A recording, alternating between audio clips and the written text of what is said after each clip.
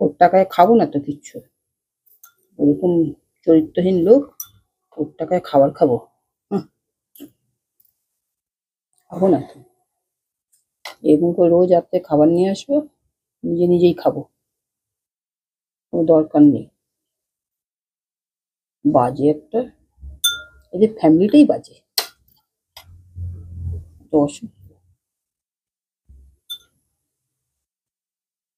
খেয়ে নিয়ে এবার তার থেকে ঘুমিয়ে পড়ি, মুখ দর্শন করতে হবে না। কি গো, এইসব খাচ্ছ কি ব্যাপার?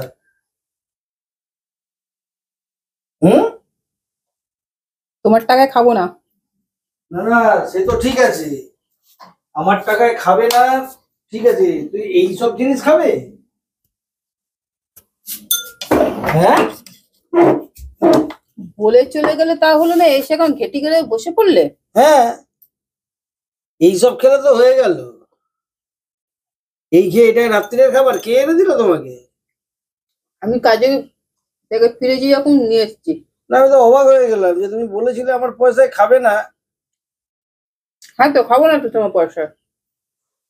না না, সে খাবে না তো ঠিক আছে, তাহলে আমার এখানে থাকছো কি ব্যাপার?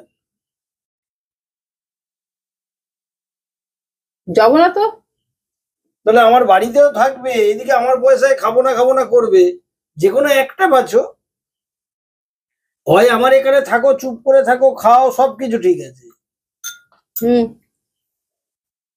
আর না হলে তুমি তোমার মতন রাস্তা দেখতে পারো। কিন্তু তুমি এখানেও থাকবে, আমার পয়সাও খাবো না, আবার আমার উপরেও কথা বলবো, সব কি করে হবে একসঙ্গে? তুমি কি ভেবেছো আমি চলে গেলে তোমার পোয়া বড় 13 হয়ে যাবে না? না, 12, 13, 14 কি হবে আমি জানি না। আমি যাব না তো, কোথাও যাব না। এই যে রিসেন্ট যে ঘটনাগুলো শুনছে না, এই যে অভয়ার মৃত্যুকাণ্ড না কি হয়েছে, অভয়ের যে ঘটনা, খুব ঝাল লেগেছে, কোনো কথাটা বলতে পারছি না। দেখেছো কোর্টে ঘটনা হচ্ছে, কেস কামারি হচ্ছে। কোর্টে গেলে তো আদৌ সত্যি ঘটনার উপর তো কোনো কেস হবে না, চটি ঘুষে যাবে। কিন্তু সত্যি আগে জল খেয়ে নাও, আগে জল খেয়ে নাও, তারপর আমরা ডিভোর্স সংক্রান্ত আলোচনাটা করছি। আগে জল খেয়ে নাও। না না, ঝাল লেগেছে বলে হয়েছে।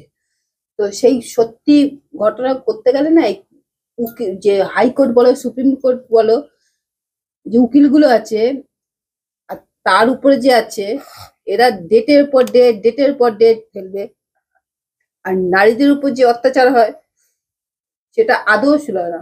তাতে কি হয় বলো তো, পয়সা দিয়ে সব মুখ বন্ধ করে। তা আমি সেটা ভাবলাম, তো আমি কোর্টে গিয়ে লাভ কি হবে? হবে না তো।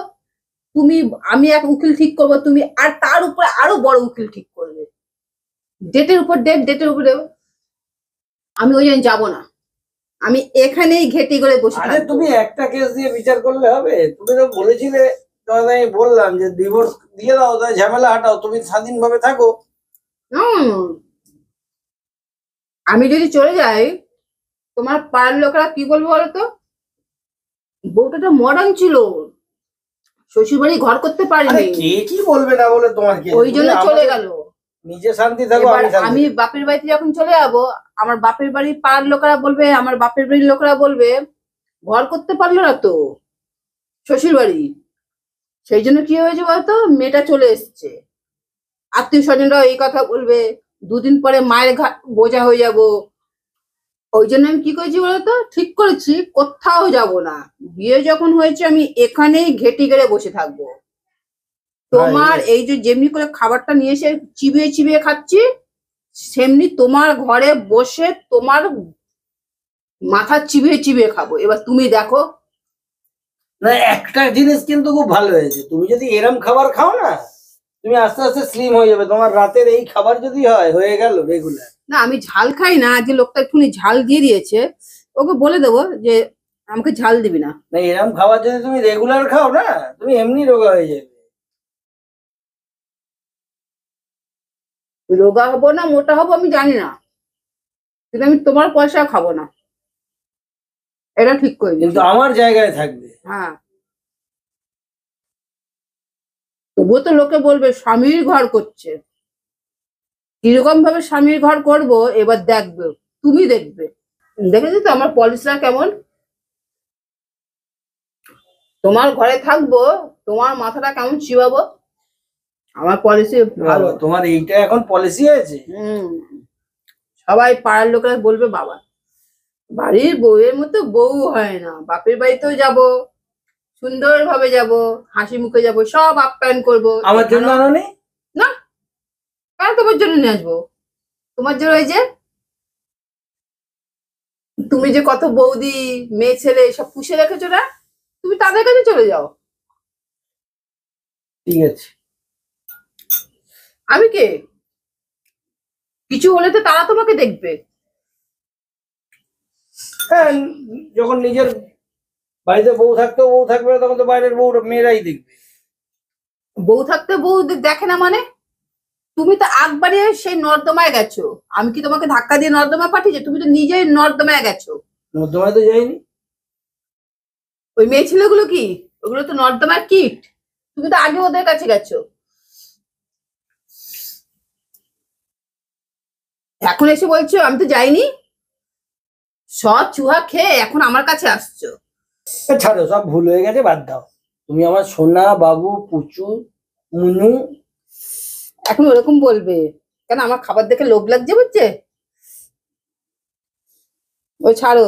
ওই যে আমাকে সোনা বাবু পুচু না বলে, ওই যাদেরকে সব সোনা বাবু পুচু সব এক একটা নাম ধরে রেখেছো, তাদেরকে গিয়ে বলো তারা তোমার জন্য চিকেন মাটন কাবাব সব বানিয়ে রেখে খাওয়াবে। আমি তো তোমাকে চিকেন মাটন কাবাব কিছু খাওয়াই না। আমি তো তোমাকে লাউ খাওয়াই, ঝিঙে খাওয়াই।